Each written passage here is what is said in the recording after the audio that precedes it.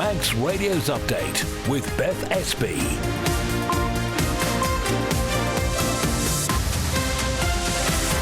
Well, first, good evening. Welcome to Update here on Manx Radio FM. It is Wednesday, I think. It's just gone 5, and coming up is your run-through of what's been happening news-wise on the island today. It's going to include some of the main items that have been discussed and agreed in Tynwald this week, one about minimum wage and another about public rights of way.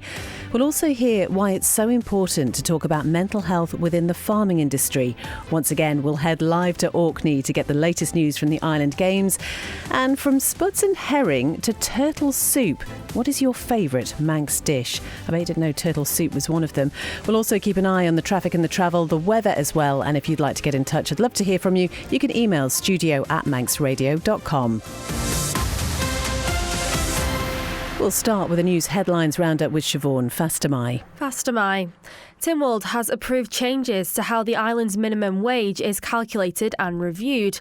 It means any future alterations to the rate of pay will be based on median earnings, whilst a previous commitment to align the rate with the living wage will be abandoned. There was criticism from some members in the court, like Chair of the Select Committee on Poverty, June Watterson. The minimum wage should align with the living wage. That's put together based on the cost of living, what it costs to engage in society. Government's decided to move away from that, and I think that's a retrograde step. But Treasury Minister Alex Allinson says the goal set in 2021 to be achieved by 2026 has proved unattainable. We made an absolute commitment to merge the minimum wage with the living wage back in 2021 after the Poverty Committee reported. But as we've got closer and closer to that time to do it, i.e. now, it's become far more complicated. Tynwald has also unanimously approved a new immigration health surcharge for people applying to live, work or study in the Isle of Man. The charge will mirror the existing UK scheme requiring visa applicants to help fund NHS services. A public consultation has opened asking the people of Castletown what they think of plans to put life into the town. In particular, it looks at proposals for restricting of vehicles into Market Square. And the Gaiety Theatre is celebrating its 125th anniversary today. Further afield, Sir Keir Starmer's chucking rebels out of his party. 4 MPs now won't sit with Labour after being suspended, including Rachel Maskell, who was a high-profile critic of changes to the benefits system there. These Dickensian cuts belong to a different era and a different party.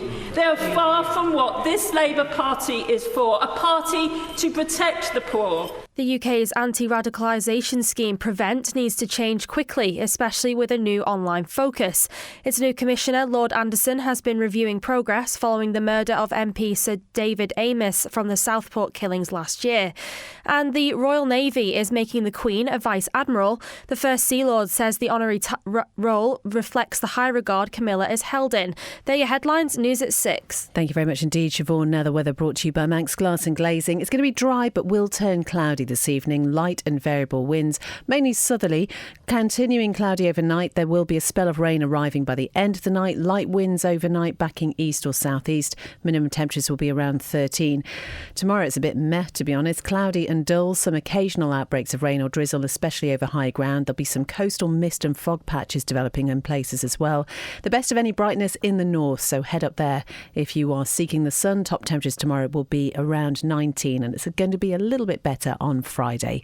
Sunset this evening will be at 9:42. Sunrise tomorrow morning, 7 minutes past 5. Manx Glass and Glazing can supply and install single, double and triple glazing. Call 674 573 or visit the showroom on the Snugborough Trading Estate. Ambitions Recruitment Consultants, covering all business sectors in the Isle of Man. Register online or email your CV to info@ambitions.co.im or ring 614 841. Ambitions, for all your recruitment needs, however big or small. One architectural design company has particular expertise in achieving planning approval for a wide variety of projects, from landmark buildings to spectacular homes. Talk to the experts at Ellis Brown and get your project off the ground. For excellence in design, search Ellis Brown. Patricia Wild Opticians is celebrating over 30 years of friendly, caring service in Farm Hill and Ramsey. Visit us for professional eye care with stress-free parking.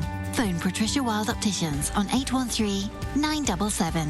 Elevate rubber cover from Rubber Roof Shop for one-piece flat roofing systems. No joins, no leaks. We also line commercial box gutters in one piece up to 60 metres with a 20-year written warranty against leakage. Call Rubber Roof Shop on 496667. You're listening to Update here on Manx Radio. It's exactly 5:05. So Tynwald is still sitting. We knew it was going to be a bumper one for the final sitting of the legislative year. Let's look at some of the main things, though, that they've been considering this week. And the first is about changes to how the island's minimum wage is calculated and reviewed. So what this means is any future alterations to the rate of pay will be based on median earnings, while a previous commitment to align the rate with the living wage is going to be abandoned. As you can imagine, this debate stirred up some criticism from members on both sides of the camp, and Phil Gaughan has been talking to Treasury Minister Dr Alex Allinson and Speaker of the House of Keys and Chair of the Select Committee on Poverty, Ewan Watterson. First, we'll hear from the Minister. I can understand their frustration. I think all of us have found that we made an absolute commitment to merge the minimum wage with the living wage back in 2021 after the Poverty Committee reported. But as we've got closer and closer to that time to do it, i.e. now, it's become far more complicated, and we've got now a living wage report that was published only recently, which says that some of their calculations just don't quite work, and they can't look at the minimum income standards anymore. They need to do something different. So I think what we've done is taken a pragmatic approach to introduce a proportion of the median earnings going forward, so that in October we will announce what will be, in effect, the minimum living wage to come in the following April. That will give certainty to employees and employers, and hopefully create a new sense of purpose in terms of increasing the median earnings right across our country, which is one of the key parts of the Island Plan. It was disappointing, really. Tynwald's had a policy that the minimum wage should align with the living wage, and that is, we think, a really important benchmark to work to. That's why I put down the amendment that I did to maintain that link with the living wage and the minimum wage. Government's decided to move away from that, and I think that's a retrograde step. In reality, though, I guess what government is looking for is something that's relatively easy and simple, and I imagine that what they've come up with isn't going to be that far off what you would have ended up with had you done a more complicated calculation and followed the route that you were talking about. Well, it's fortunate that at the moment the figures don't work out too much different, and the figure that government is coming out with is 98% of the figure that the living wage comes out with. But the living wage is now well established. It's a well established formula.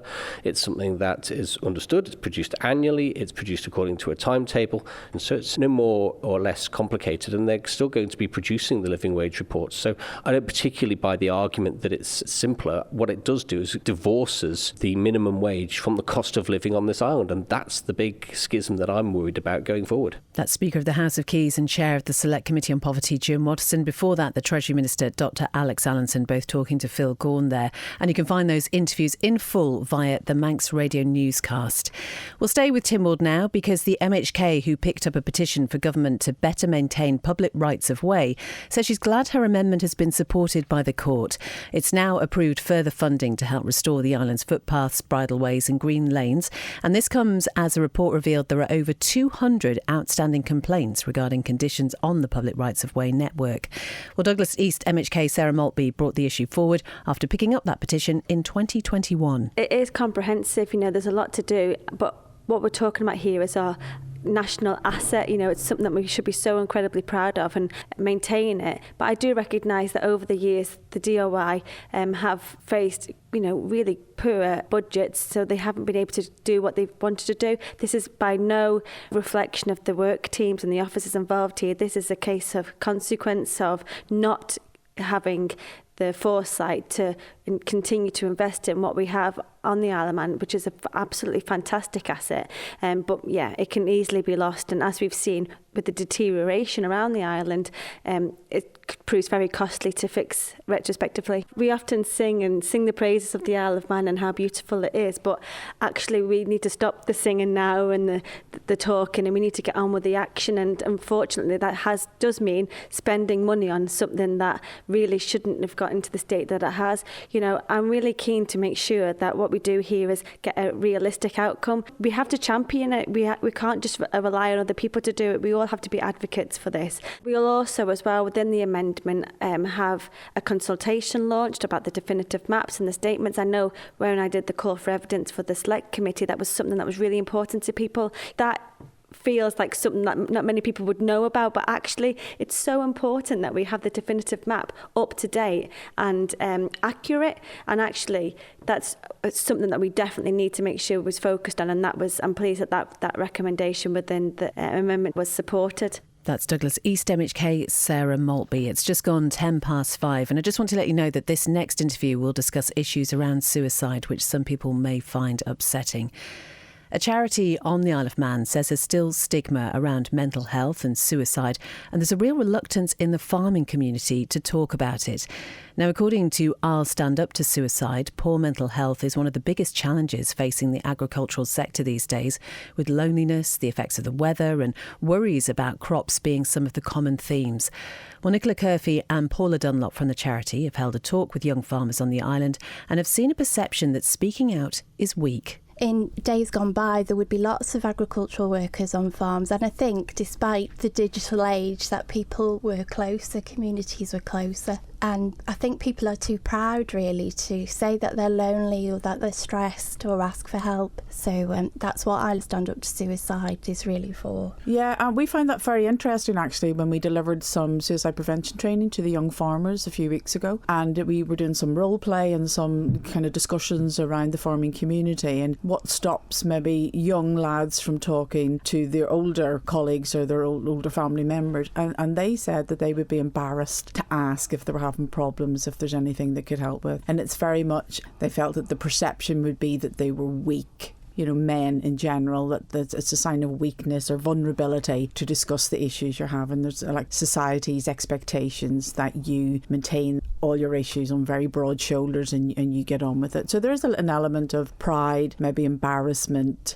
feeling a bit guilty for some decision making or whatever. But certainly the young lads felt that it would be quite challenging to approach an older farmer and ask them any personal questions. But like everything else, maybe it takes time. We just have to keep plugging away, and there will be a shift in this for sure. My dad took his own life when I was 17 and my brothers and sisters were younger than me, and one of the things that struck me really was that my dad was never mentioned again, really. I think it's really important that we're brave enough to speak about it, because we can't ask people to phone the phone line and ask them to do a brave thing if we're not brave enough to talk about suicide. When I'll Stand Up to Suicide came along, I was quite keen to get involved, really, as a way of getting the community to talk about suicide.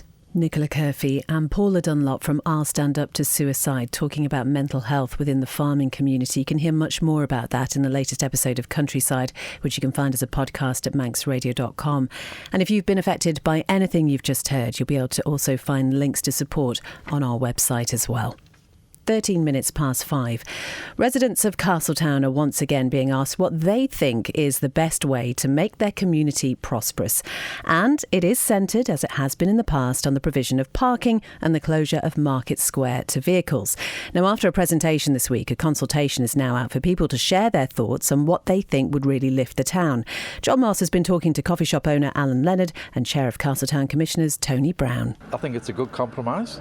Instead of shutting it for the whole 12 months, it's the dates have got to be finalised really, but I think it's in a report that's coming out today, the public report for them. Has the lack of parking affected your business, you think? Definitely in the winter when the square is closed. It's raining today, so people aren't going to walk around. They want somewhere to park closer, especially the elderly. They need to be closer into the town centre. That has affected a lot of businesses in town. Well, we want a permit in terms of a delegation from the Minister. That's one of our proposals in relation to if we get what we are proposing put in place to give the commissions the ability on odd occasions, special occasions during what we call the winter months, to close the whole area off, which actually is only where the car parking is. When it was designed, the Market Square, redesigned and redeveloped a few years ago, they specifically designated a parking area for the winter period, which consists of 17 parking spaces, 2 of which are for disabled, which are the closest to the town shops. When the square has been totally closed off, of course, we haven't been able to use that. Arbury Street and Maloo Street, the pedestrianised areas, in other words, where the shops are, they're already pedestrianised 24/7, and the problem we have there is not effectively managed, and we're going to do that, whatever happens. They've always been sort of barriers, but when they go faulty, they don't get repaired. These are the bollards that used to come up and go down. Now they just go down and stay. And they've just been a nightmare. So basically what we're doing is saying that we will use some sort of physical barrier that's easy for, like, for example, emergency service to move them to one side. That's Chair of Castletown Commissioners Tony Brown and also coffee shop owner from Castletown, Alan Leonard, both talking to John Moss. Once again, find out much more about that story at manxradio.com. Manx Radio Travel, driven by Quayside Tyres and Service Centre. Nothing reported on the police pages, all looking good down at the airport and the steam packet as well. Just a couple of things to look out for in Braddon. There are temporary lights on Braddon Road between the hospital roundabout and the Strang. That's for resurfacing. Also temporary lights on Woodburn Road at the moment. Finch Road closed between St Barnabas Hill and Christian Road for sewer work. And there are also temporary lights on the Coast Road between Laxey and Baldrine. That's near the Ballabeg tram crossing for patching work. As ever, you can find the full list of what's happening on our website. Ask how you can spread the cost interest-free at Quayside. It's just gone 5:15 and government has launched a review into the governance arrangements of health and social care services on the Isle of Man, and this follows the passing of a resolution in Tynwald last year, as Amy Griffiths reports. Passed in October 2024, the resolution also called for a review of the current legislative framework between the Department of Health and Social Care and Manx Care. A later resolution passed in April then highlighted the need to examine funding allocations for third sector organisations delivering essential services.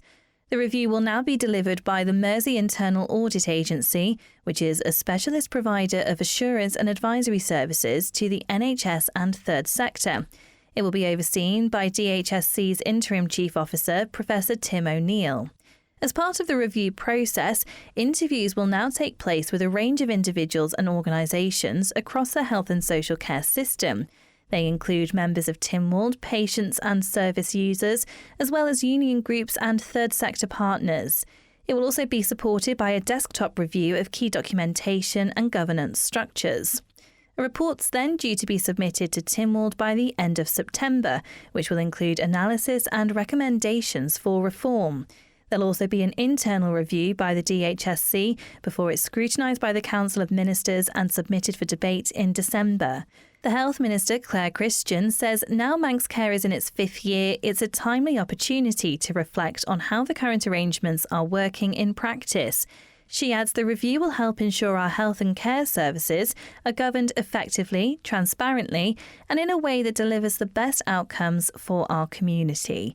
You can find out more on this story at manxradio.com. Amy Griffiths reporting there. 17 minutes past 5 and the Gaiety Theatre is celebrating its 125th anniversary today. So it opened its doors on Harris Promenade in Douglas for the first time on the 16th of July 1900. Lewis Foster has voiced this report from BBC Isle of Man. Designed by renowned architect Frank Matcham, the Seaside Theatre was under real threat of closure in the 1970s. Stars such as Ken Dodd and Joanna Lumley have trodden the boards, and the performance space has hosted countless pantomimes, dance shows and circuses. Sarah Wilson-White of the Villa Gaiety Complex says it's an incredibly special theatre and she couldn't imagine the island without it. Before being opened at the turn of the 20th century, the building was home to the Pavilion Theatre, which had been closed after just 6 seasons. Matcham was brought in to rejuvenate the site, and it's those designs that have been preserved for more than a century. Specialising in theatre and music halls, the architect had previously worked on Blackpool's Grand Theatre and Tower Ballroom, and was later responsible for several venues in London, including the Palladium and Shepherd's Bush Empire. In 1971, the building had become dilapidated and was bought by the Manx government for £41,000. Some restoration works began later that decade, before further extensive repair works took place during the 1990s, ahead of the theatre's centenary in 2000. The theatre, which has 862 seats across 4 levels, welcomed 78,470 visitors last year. Department of Education, Sport and Culture member Sarah Maltby says the island is incredibly lucky to have such a magnificent venue, which is really a community asset. She says Tynwald had an approved strategy for supporting arts and culture on the island, which included maintaining the building. As part of that, a £1.6 million investment was made in upgrading the sound and lighting equipment at the venue and the nearby Villa Marina. Mrs. Maltby says she's hopeful that by working together we can continue to see the place prosper for another 125 years. Lewis Foster reporting on the Gaiety Theatre's 125th birthday today. There better be some cake down there. It is 5:20. Speaking of celebrating, let's head to Orkney now and find out the latest on the Island Games and how the Manx athletes are doing. Sports editor Rob Pritchard is there, and I understand, Rob, it's quite sunny there today. Oh, it is. It's cracking the flags here, as they say here in Kirkwall once again. Absolutely beautiful conditions here across the lovely island of Orkney. So, day 5 of the 2025 International Island Games. What has Team Isle of Man been up to today? Just the one medal so far throughout today, and that has come in archery. Ethan Moore, his 3rd medal of the game so far. He's taken bronze in the men's compound head-to-head knockout event in the last couple of hours. Elsewhere, though, it has been a bit of a case of close but no cigar. So, in the badminton, both Jess Lee and Alex Buck have been knocked out in the semi-finals of both the women's singles and men's singles, respectively. Jess Lee lost out in straight sets, 21-11, 21-14 to the Faroe Islands' Miriam Igrotinum, and Alex Buck, he was beaten by the number 1 seed in the men's singles, Rooney Oster, also of the Faroe Islands, in 3 sets, 12-21, 21-19, 21-16. However, that doesn't mean the end of the road for them in those competitions. Both will compete in the bronze medal matches of the men's and women's singles later this week. It was also agonisingly close in the squash as well in the last couple of hours. In the women's doubles, Hannah Dixon and Claire Townsend beaten in straight sets by Orkney's Amy Drever and Jane Thompson in the bronze medal match. And in the mixed doubles, Thomas Whiteway and Claire Townsend beaten in straight sets by Jersey's William and Amelie Turpin.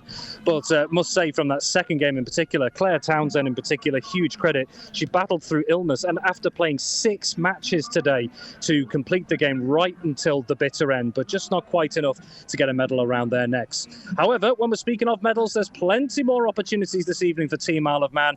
And starting here in terms of those opportunities at the athletics track, we have several athletes in action. The men's long jump competition is underway with Regan Corrian and Sebastian Segura-Ditas in action. In the men's 800 metre heats, Ryan Corrian looks to get his journey in that competition underway tonight. In the women's 200 metre final, the Isle of Man is represented by Megan Pilley, and then there's 2 in the women's final in the 5,000 metres. Krista Kane, who took that astonishing 10,000 metre Golden Island Games record early this week, along with teammate Emily Mill-Creast. And in the swimming, we have plenty in the finals this evening after some great showings in the preliminary rounds earlier today. The long list of Isle of Man swimmers involved in tonight's finals is as follows. Harry Robinson competing in the men's 100 metre individual medley. Lauren Dennett and Ciara Prentice in the women's 400 metre freestyle. Charles Foster in the men's 200 metre backstroke. Laura Kinley in the women's 100 metre breaststroke. Joel Watterson and Zach Bellhouse in the men's 100 metre freestyle. Laura Kinley in the women's 50 metre freestyle, Harry Robinson and Joel Watson in the men's 50 metre butterfly, Libby Curfey in the women's 200 metre backstroke, James Farnan, men's 800 metre freestyle, and then we have 3 relay teams in action, the women's 4x100 metre freestyle, the men's 4x100 metre medley, and the mixed 4x50 metre medley. A lot of those swimmers were looking rather promising in those heats early this morning, so maybe they can possibly add to the medal tally, and maybe just some of these athletes tonight as well. So still plenty of opportunities to add to that medal count here in Orkney this evening. Well, great to talk to you as ever, Rob. If there was a medal for sports reports from the Island Games, you would take gold without doubt. And just remind people, we've got the blog. There's so much on social media as well. Some lovely interviews on there too. Absolutely. We have our dedicated live Island Games blog running throughout each day here at the 2025 International Island Games. Head on over to manxradio.com. We will bring you all the news, interviews and updates as and when they happen, minute by minute. And over on the Manx Radio Sport Facebook page, interviews as well with some of the athletes and teams who are enjoying themselves here at the Island Games in 2025. Rob, thank you so much. We will talk to you again on breakfast tomorrow. Try and just stay out of the sun, and, unless you've got that sun cream and the hat on. Oh, the sun cream and the hat have been working overtime, I can assure you. I bet. Rob, thank you very much indeed. As I say, all the details on our website and our social media pages as well. Now, let's talk about food. It is nearly tea time, and we are all probably quite familiar with some of the more traditional Manx foods like bonnog, Lockton lamb and queenies. But would you believe me if I told you that turtle soup was something that was traditionally eaten here too?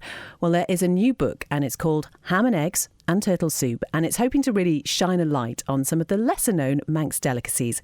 It's been written by Sue King, who's been talking to our Howard Kane. I started looking into some old menus that my father had collected from the 1980s and realised that there were dishes in there that I'd never heard of, and it just sort of got me thinking. And so I started looking into menus that the family had, and then I went to the museum and discovered their wonderful collection. And it just sort of blew me away that there was this sort of whole wealth of foods that Manx people used to eat in the past that I just wasn't aware of. So I thought, I've got to research this. This is fascinating. Now, everyone's heard of turtle soup. You wouldn't necessarily think turtle soup would be on a Manx menu. No, you wouldn't. And yeah, it's quite a divisive dish for obvious reasons, because, turtles we think of now as cute creatures, and of course they're under threat from overfishing and they're endangered, yes. So they are protected species. But in the 1830s, which is when they were first brought to the Isle of Man, they actually came from the Caribbean, so they imported live Caribbean green turtles and they processed them here in Douglas, and then they produced this creation called turtle soup. From everything that I've learned, it doesn't sound terribly appetising. There was a lot of snob value to it, so it was incredibly expensive, but they also served with it a very, very strong alcoholic drink called turtle punch, which was basically a rum, Caribbean rum, mixed with lime juice and other various wonders, and you had to drink that to counter the taste of the soup. I bet you did. That is Sue King, the author there, talking to Howard Kane about some of the delicacies which perhaps we didn't really know about here on the Isle of Man. That book, Ham and Eggs and Turtle Soup, is available for sale in Manx National Heritage shops in Douglas and Peel. You can get it from the Bridge Bookshop in Ramsey and Port Erin, and also the Mostly Manx shop in Douglas. And actually you can hear that full interview on tonight's Spotlight, which is coming up in a few minutes, because there's also a dish called Eggs of the Rising Sun. And that's something that Sue tells Howard that she decided to try out because it sounded quite interesting. I'm not sure I would try it, if I'm going to be honest, but see what you think when you have a listen a little bit later. That's pretty much all from Update this evening. Just want to let you know we've got quite an explosive interview on breakfast tomorrow morning with Ben. It's going to be the Chief Minister clashing with an MHK who describes the Cabinet as fundamentally dishonest. There's a lot to this, so do tune in for that with Ben from 6 a.m. tomorrow. But as I say, coming up tonight, it is Spotlight with Howard. It's brought to you by the Isle of Man Arts Council. Great day to be celebrating that. We've just been hearing about the 125th anniversary of the Gaiety Theatre. After that, it is Greatest Hits with Chris Kinley from 6. At 9, it's Country Roads with Andy Wint. And then Dave Moore will be with you from 10 with After Hours. So make the most of the sunshine when it's going to rain a little bit later on. Do head over to our website for all the very latest and all the night's top stories that we've been hearing about. And as I say, all the latest from the Island Games as well. Rob will be there throughout the evenings. Any medals, any successes, he will be letting you know about all of those. We will be back with you with Update from 5 tomorrow, so we'll talk to you then.